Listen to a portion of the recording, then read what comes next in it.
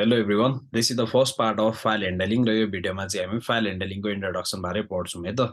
र सबैभन्दा फर्स्टमा चाहिँ एउटा डेटा फाइल भनेको बुझौं र एउटा डेटा फाइल भनेको चाहिँ एउटा कम्प्युटर फाइल हो जसमा चाहिँ हामी के गर्छौं भने डेटाहरुलाई चाहिँ स्टोर गर्छौं including the input or output data है।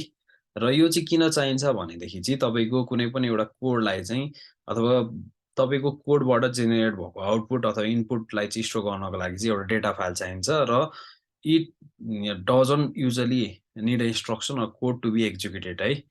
र most of the computer systems or computer programs need to work with a word data file in order to perform a task।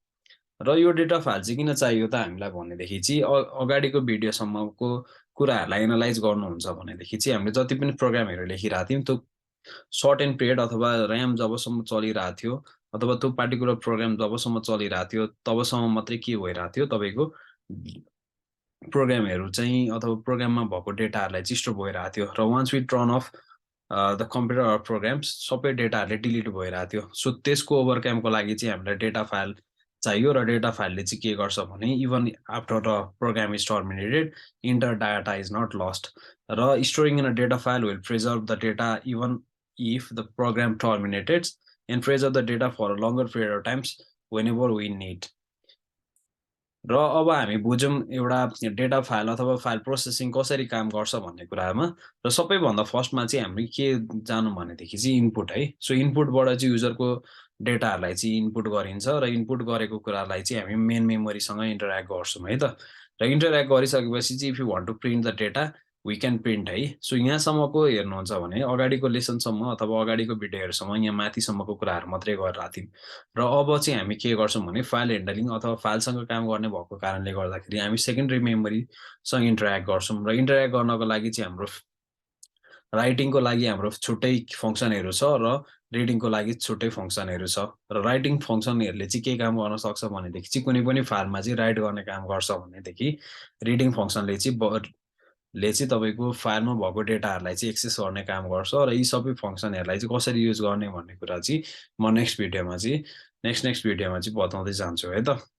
र अब हामी जाउँ फाइल अपरेसन अथवा read कुनै पनि एउटा फाइलमा चाहिँ कस्तो खालको अपरेसन गर्न सकिन्छ भन्ने कुरा। र नर्मली बुझ्दाखेरि चाहिँ हाम्रो के छ भनेदेखि चाहिँ तपाईले कुनै पनि एउटा फाइल बनाउनु हुँदैछ भनेदेखि चाहिँ त्यसमा क्रिएट भन्ने हुने भयो। सो एउटा फाइल बनिसकेपछि त्यसलाई रिड गर्नु पर्यो, त्यसलाई हामी के गर्छौं रिड गर्नु पर्यो र हामीले भएको फाइललाई नि हामीले एक्जिस्टिङ फाइललाई नि के गर्नु पर्ला भने नयाँ कुरा चाहिँ डेटाहरु एक्सेस गर्नु पर्यो अथवा नयाँ कुराहरुलाई चाहिँ इन्टर गर्नु पर्यो भनेदेखि चाहिँ हामीलाई चाहिँ के चाहिन्छ भने इभेन्ट चाहिन्छ है त। र हामीले हेर्नुहुन्छ भने एउटा फाइलमा चाहिँ तपाईको रिड गर्नु डाटाहरुलाई रिड गर्नु पर्यो भने अथवा कुनै पनि एउटा फाइललाई क्रिएट गर्नु पर्यो भनेदेखि चाहिँ हामी रिड अपरेसन गर्छौं है। र रिडले चाहिँ के गर्ने भयो भनेदेखि चाहिँ तपाईको डेटाहरुलाई चाहिँ भएको डेटालाई चाहिँ रिड गर्ने भयो। राइट भन्ने अपरेसनले चाहिँ अथवा राइट भन्ने मोडले चाहिँ तपाईको कुनै पनि एउटा फाइल क्रिएट गर्ने भयो यदि त्यो फाइल छैन भने र इफ एक्जिस्टिङ फाइल चाहिँ त्यो नामको छ भनेदेखि चाहिँ त्यो फाइललाई चाहिँ रिप्लेस गर्छ। त्यस्तै इभेन्टले चाहिँ के गर्ने भयो भने एक्जिस्टिङ फाइल छैन भने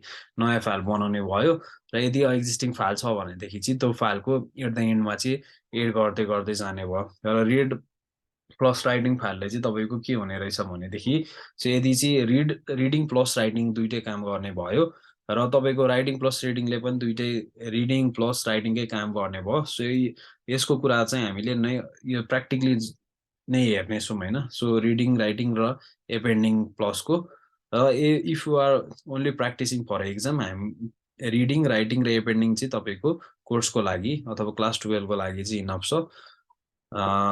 so this is how we completed a first topic. र यो भिडियोमा चाहिँ हामीले एउटा फाइल चाहिँ किन चाहिन्छ हैन, फाइलको इम्पोर्टेन्स किन हो इन प्रोग्राम भन्ने बुझ्यौं र फाइल बिना चाहिँ हामीले के गर्न सकिदैन भन्ने कुरा बुझ्यौं। र अब आउने भिडियोमा चाहिँ हामीले कसरी एउटा फाइलमा चाहिँ डेटाहरुलाई चाहिँ